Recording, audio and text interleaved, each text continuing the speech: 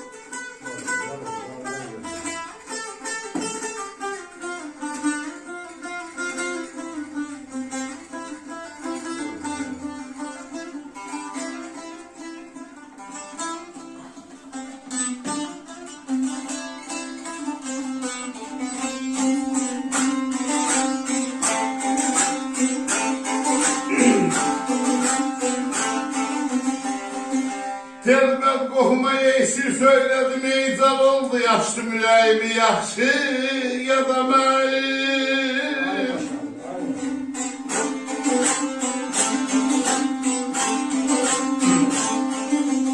Yox hanım ey yaxşı da var, yaman da var ey yaxşı da var. Pis qohumdan ey yaxşıdır qapında, yaxşı da var. Yaşa. Telliyle okumuş diye orada sen. Neymeyi kohum varsın ey gazı bey atır ey izimi. Neden hoş gelirem yaxşı ya da mən.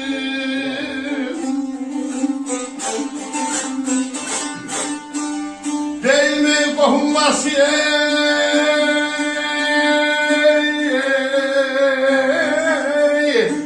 Bey yatrizmi malar ey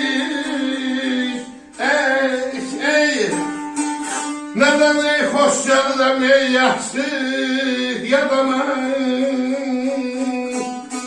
Yaşa. Ben qohuma siz söyledim zal oldu açtı yüreğimi yaxşı ya da mən.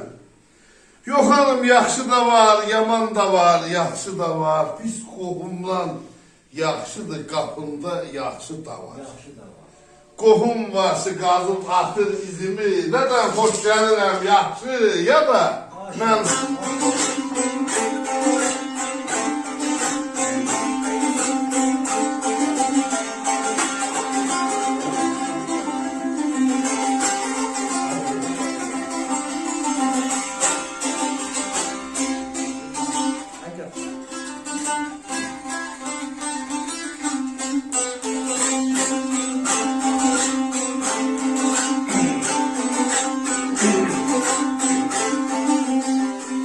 Dedismi xalam ey qəlbim ey yaradı mənim. Soruşmur əhvalımı yaradı mənim. Var ol. Yox hanım ey yaradım ey unuduq bir yaradım. Min bəlaya mən tuş oldum öləcəm bir yara. Öləm ey qəlbim ey yaradı mənim. Yetim ey rəhdi olar ey yaxşı ya da mənim. Qəlbim yaradı mənim. Yetim rəhdi olar yaxşı ya da mən.